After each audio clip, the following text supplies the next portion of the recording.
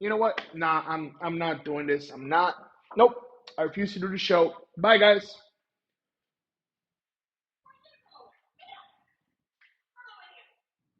Who? Mom? What's up?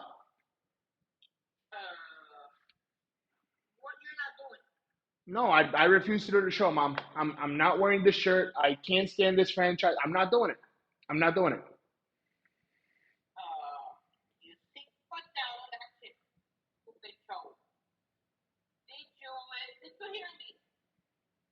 Um, but like, do I have to? Like, look at this shirt. This looks hideous. Do I have to?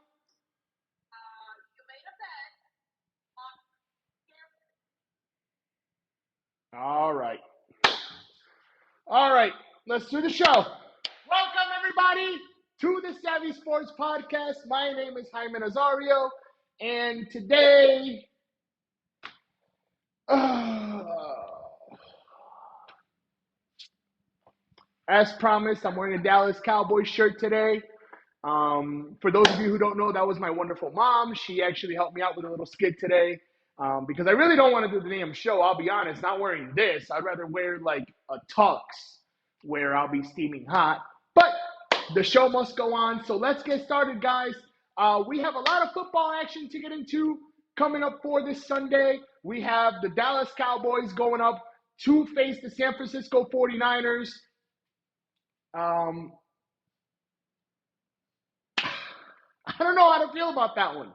I don't know how to feel about it because I don't know what Dallas Cowboys team we're going to get. I really don't know what Dallas Cowboys team we're going to get. Are we going to get the Dallas Cowboys that was dominant against this inferior team in the Tampa Bay Buccaneers, or are we going to get the Dallas Cowboys that honestly gave us a stinker against the Commanders in the last week of the season? Can Dak really lead this offense past an elite defense? That's the biggest question. Can Dak Prescott be that quarterback, that elite quarterback, the fifth best quarterback in the playoffs left? Can he step up to that level with Ezekiel Elliott, with Tony Pollard, with CeeDee Lamb, who's wide receiver number one, with I believe his name is Ty Hilton. Ty Hilton, I believe is his name, who's been balling, by the way. Ever since he came to the Cowboys, he's been an addition. He's been a plus. He has not been a liability by any stretch, even though he is an older player. He is a veteran. It's probably what these guys needed in that locker room to succeed. The 49ers have a very elite defense. Nick Bosa and those boys, they're not coming to play. They believe that a few years ago, they should have defeated the Kansas City Chiefs in the Super Bowl. Had it not been for Jimmy Garoppolo being the quarterback, they're coming back with a vengeance. Absolutely no doubt about it. And so, as we look to to Sunday at 5:30 p.m. Eastern, the biggest question mark, in my opinion, is going to be Brock Purdy. Now, as we have seen, kid's been great. Kid's been great. Undoubtedly, he's been an incredible quarterback for this San Francisco 49ers offense. Just what they needed, a guy who can manage the game but make big plays. Jimmy Garoppolo wasn't doing that. Trey Lance got hurt. And then Jimmy Garoppolo, as the backup quarterback, he goes on as well. So they insert Mr. Irrelevant, who's now very much relevant. This guy is 2 games away from going to a Super Bowl as a rookie. As a rookie, 2 games away. And that is completely impressive. You have Christian McCaffrey. Deebo Samuel is back. You still have Brandon Ayuk in there. You have a lot of weapons around this kid. What is he going to do with them is the biggest question. And let me not forget George Kittle. George Kittle is arguably one of the top 2 tight ends in football right now. You have a lot of weapons around this kid. What is he going to do with them? Okay, especially against Micah Parsons, Trayvon Diggs, and a very good Cowboys defense. I got Micah Parsons as Defensive Player of the Year this year. So we'll see. I believe that the biggest X factor for the Cowboys, I got the Cowboys winning this game. I got the Cowboys winning the game. I'm wearing the shirt. I'm going all in. I got the Cowboys beating the San Francisco 49ers, especially after last season and how their playoff game ended, where Dak didn't know to give the referee the football. 14 seconds run down. You couldn't even get off a snap in 14 seconds. This team is going to come ready. This team is hungry. They just beat Tom Brady, took him out of the playoffs. And I have Dallas winning this game against San Francisco. I really do. Now, as we look over to the next matchup, we got the New York Giants going to Lincoln Financial Field in Philadelphia, Pennsylvania to face those Eagles. Is Jalen Hurts going to play? That's going to be the deciding factor in this weekend's matchup. Is Jalen Hurts going to play? Is he going to be the quarterback? How healthy is Jalen Hurts to play against this New York Giants team? That's the biggest question right now. Also, what are we going to get from Danny Dimes, Daniel Jones, and Saquon Barkley? What are we going to get from those guys? I truly do not know. But considering what I saw against Minnesota, and y'all saw the rant on Monday night. If you watched it on YouTube, you saw the rant this morning. I am not sold on the Giants. I did not believe in the Vikings in the first place. I said that they should win because of the better team. They showed up. They dropped the stinker. And now we have the New York Football Giants going up against the Philadelphia Eagles instead of the Vikings versus the Eagles. And I have Philly beating them. I have Philly stomping them out. The dream run ends there.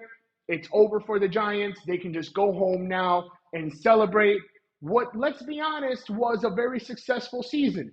Pay Daniel Jones, pay Saquon Barkley, keep those guys in your organization because Brian Daboll needs guys to be able to run a football team.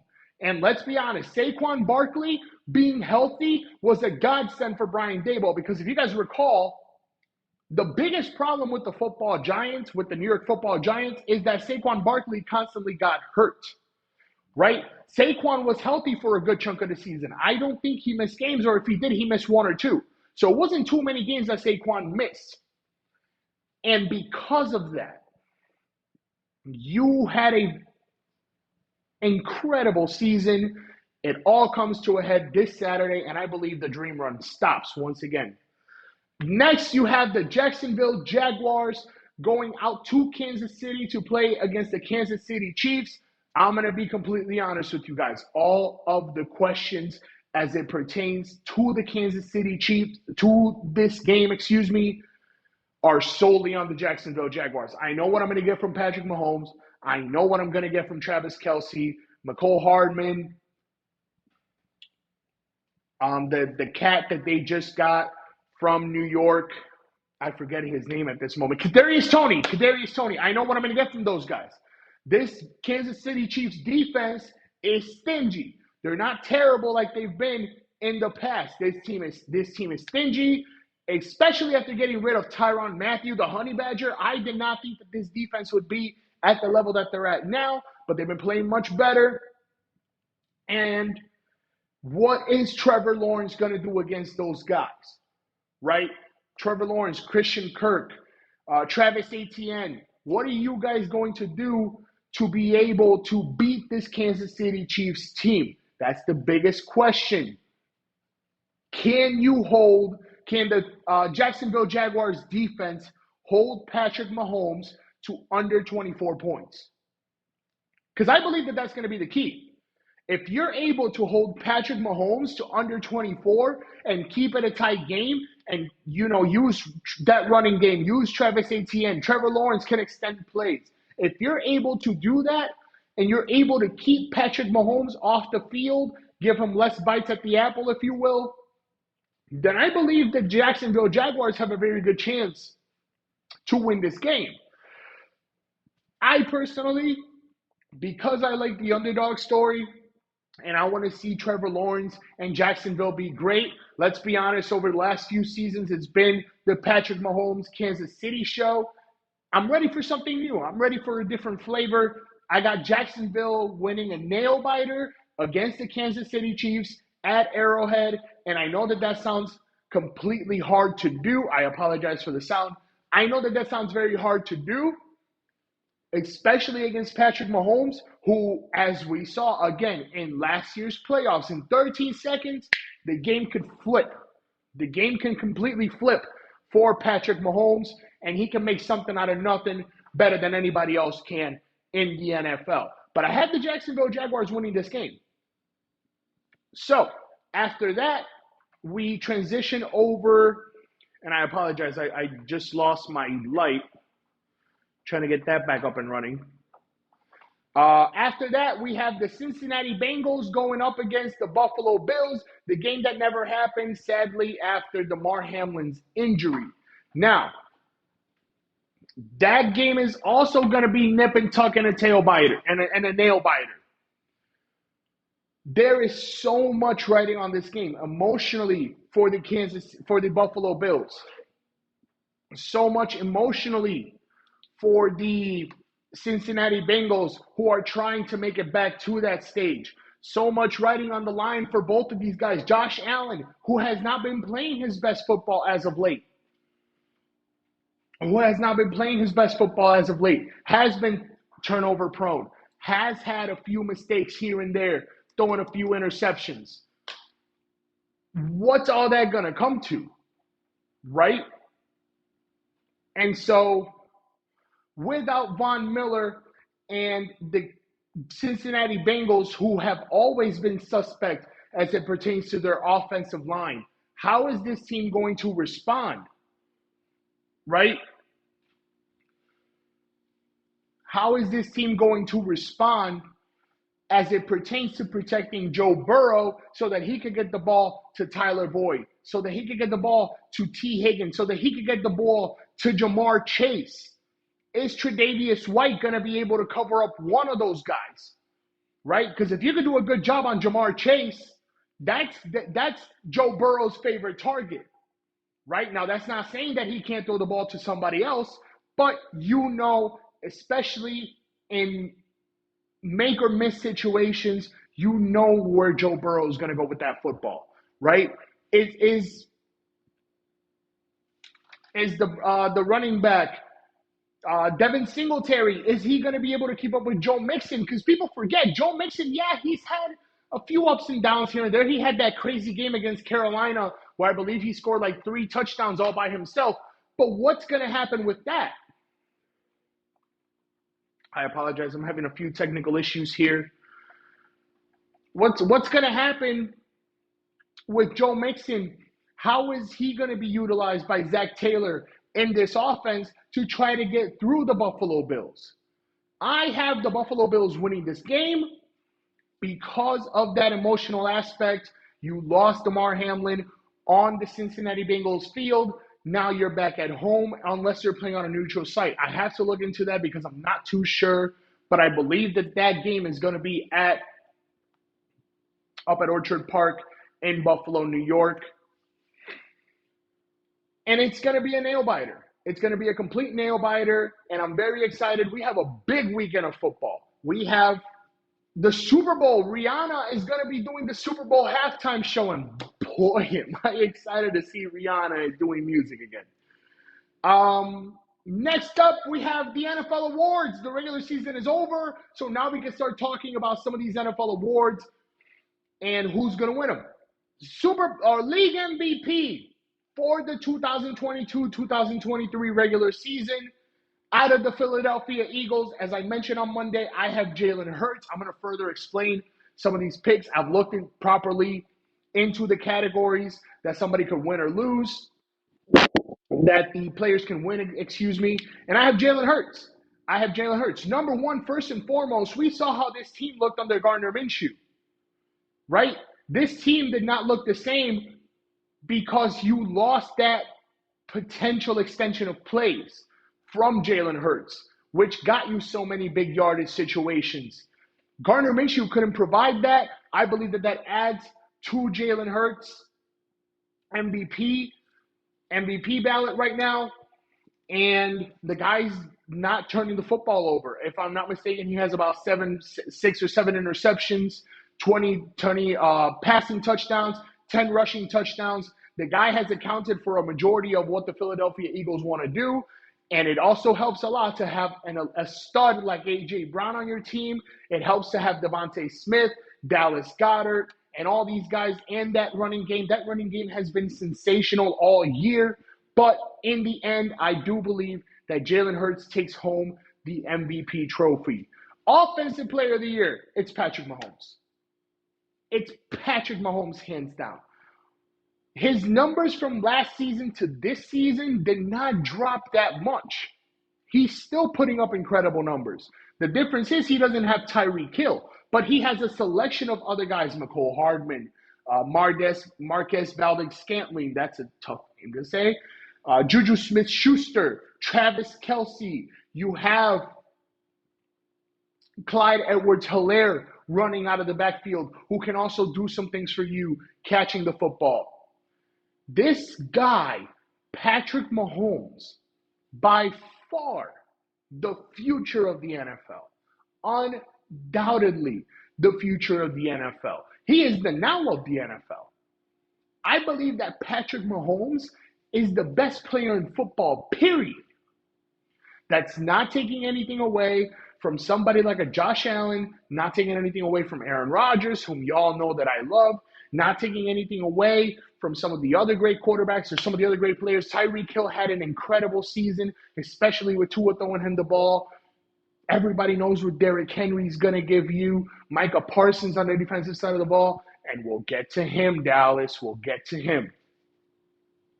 But I truly do believe that Patrick Mahomes has to be the offensive player of the year. There's absolutely no doubt about it.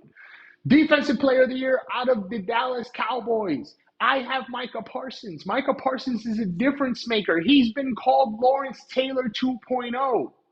He's not as good as LT was by the statistics, but he has an ability to change games. He has an ability to dictate what the quarterback is going to do. He has been a sack master all year.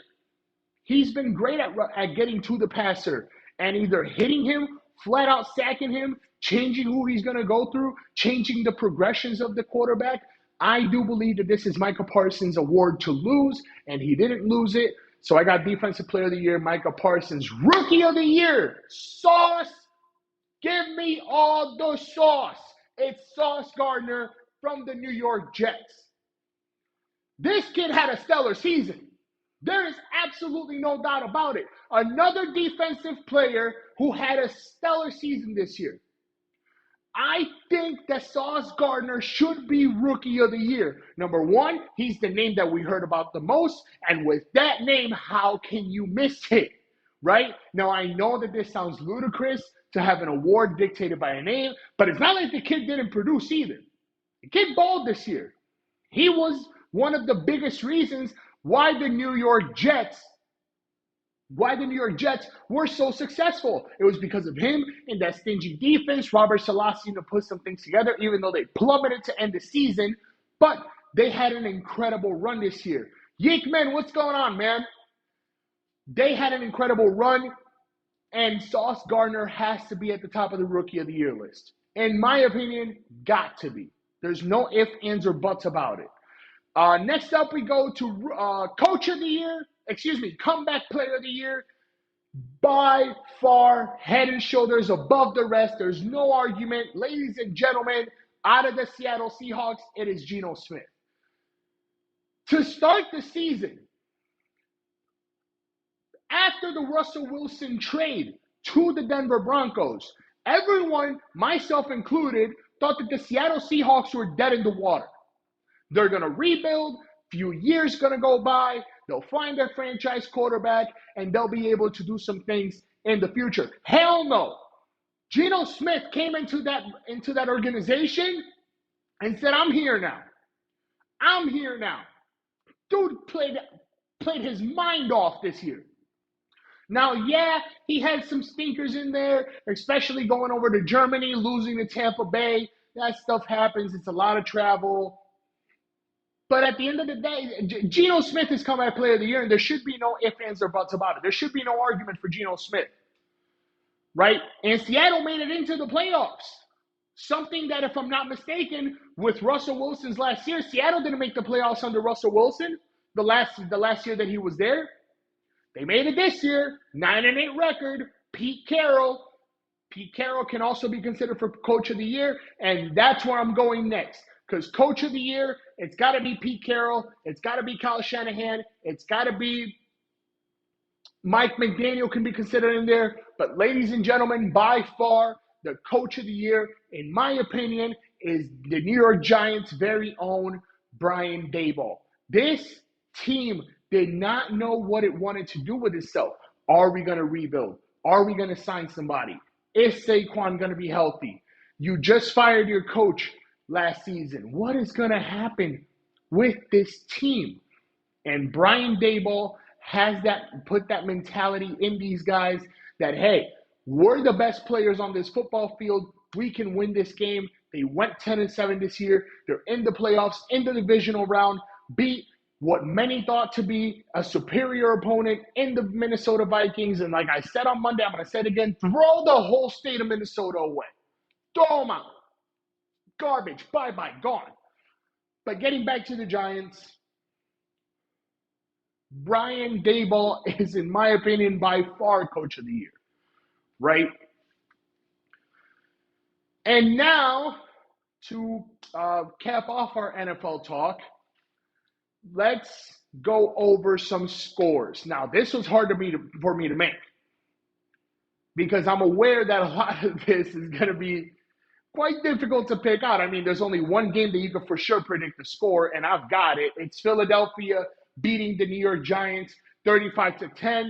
I have Jacksonville beating Kansas City and a nail-biter 27-24. Like I said earlier, for the Jacksonville Jaguars, Trevor Lawrence and those guys, the magic number is 24, and I believe that they're able to hold them at that number.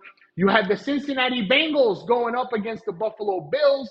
I believe that game ends Buffalo 31, Cincinnati 21. Buffalo and Kansas City back in the AFC Championship, back where it's been all these years, and we'll get into that next week.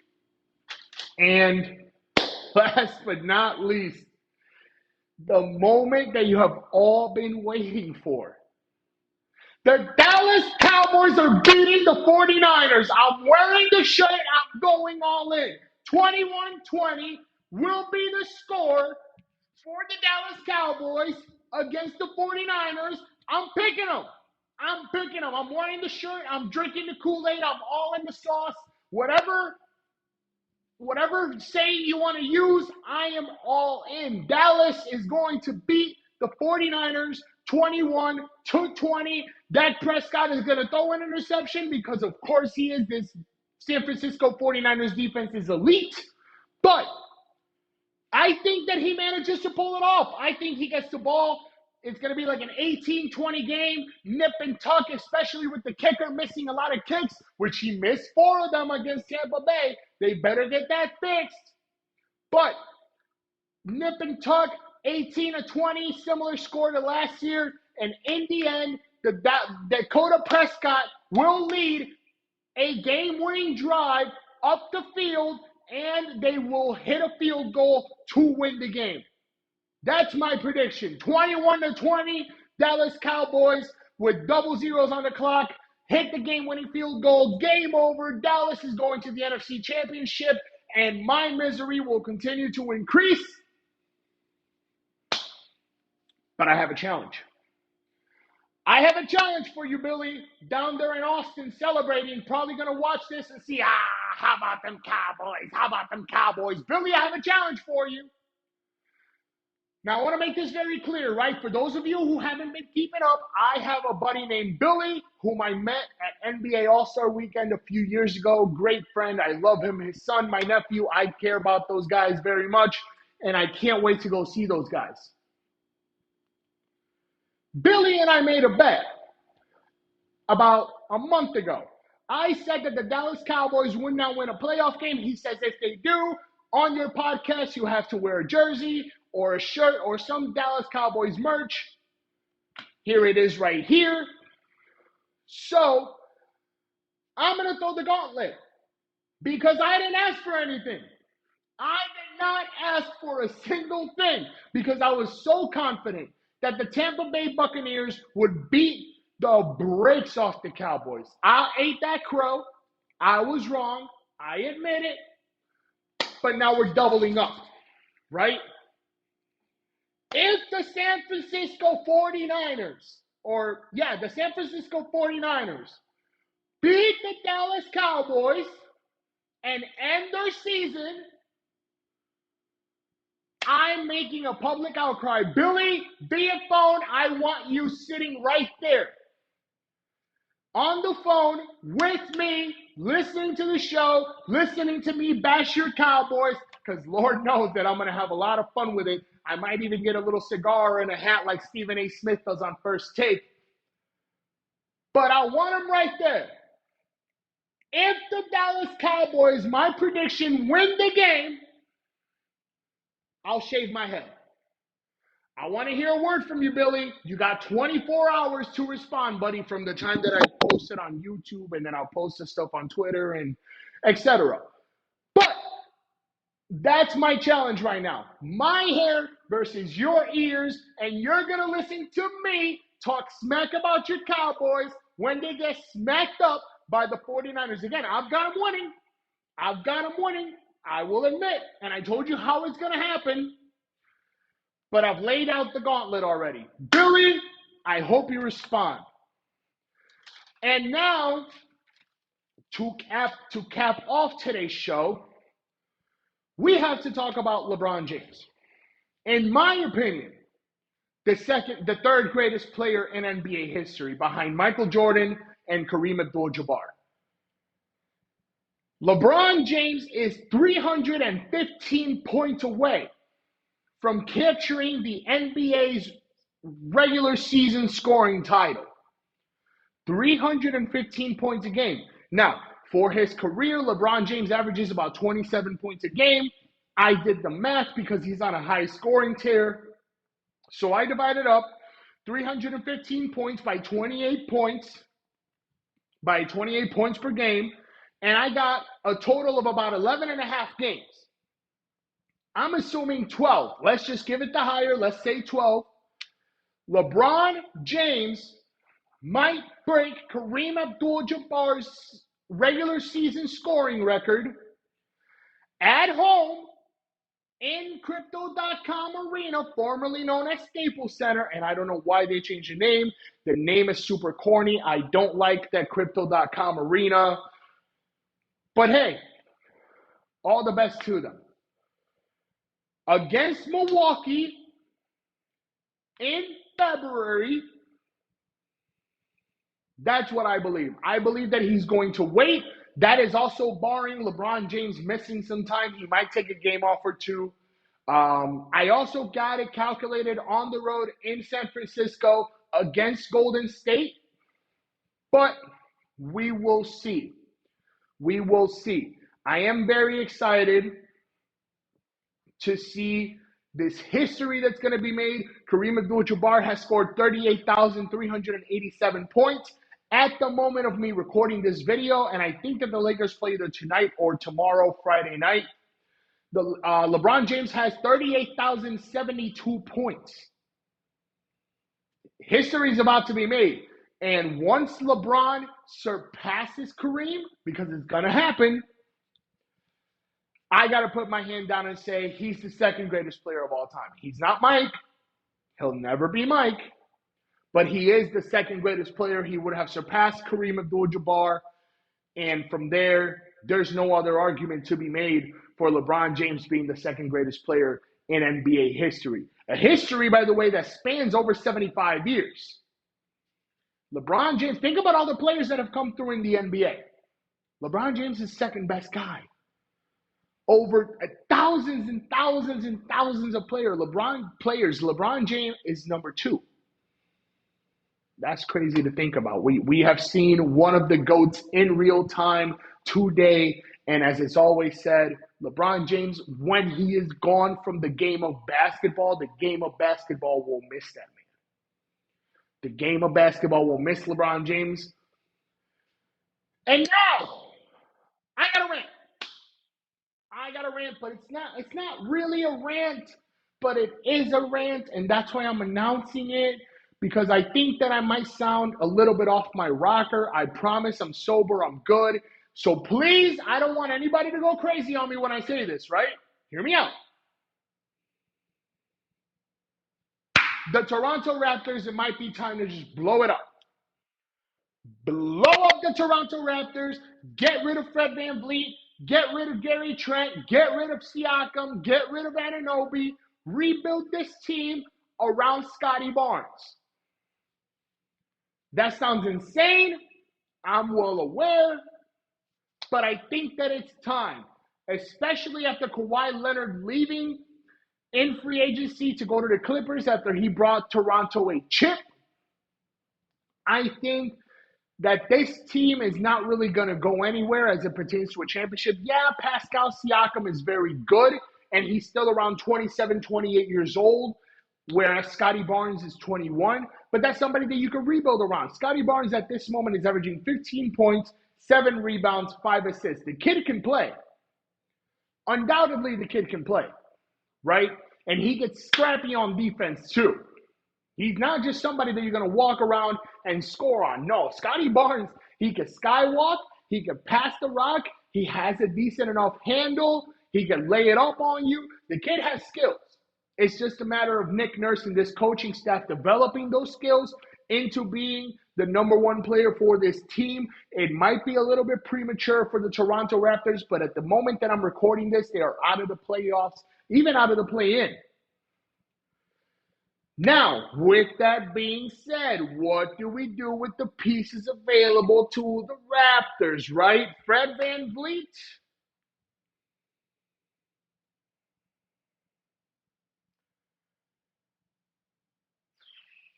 I think you send him to the Clippers. I think Fred VanVleet is the point guard that Kawhi Leonard, Paul George, and all those guys have been waiting for. You have to get rid of John Wall. You have to get rid of Reggie Jackson, and that's all well and good. But I think Fred VanVleet, Steady Freddy, even though he's having a little bit of a down year this year, that's the guy you want to send to LA, to the Clippers. Pascal Siakam has a huge, I believe, $32 million contract. Where do you send somebody like Pascal Siakam? San Antonio!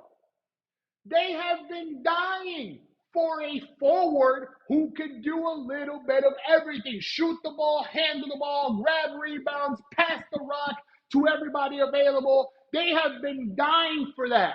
The San Antonio Spurs have become a forward-heavy team. Pascal Siakam's your guy. You have the cap flexibility for it. You have to give up a lot for him, but you have heavy contracts for that. You have Jakob Poeltl. You have Zach Collins. You have a lot of guys that are probably coming up on expiring deals to where you can make that trade for a Pascal Siakam. And you found your franchise forward for at least the next 4 or 5 years. Because like I said, Siakam's only 27, 28. OG Anunoby, the Lakers should look into him. He's your 3-and-D guy who could also play above the rim, who can also make plays. He could do a little bit of everything, but he specializes as a 3-and-D guy. OG Anunoby, LA, perfect match to play with Anthony Davis, with LeBron, with potentially Russell Westbrook. There's your guy right there. And who else do we have left? Gary Trent Jr. What do we do with Gary Trent? How about Dallas? How about the Dallas Mavericks? Gives Luka another shooter who could do a little bit of everything. Gary Trent's averaging about 18 points and 4 assists, if I'm not mistaken. Give somebody like that to Luka Doncic. The Dallas Mavericks have a lot of contracts. You have Davis Bertans, who's not really doing anything on your team. You have Reggie Bullock, who is an overrated 3-and-D guy, in my opinion. There's somebody you can get rid of as well. So those are some of the moves that I would make if I were to send Fred VanVleet somewhere that's a little bit more realistic than the Clippers are. I would honestly have to say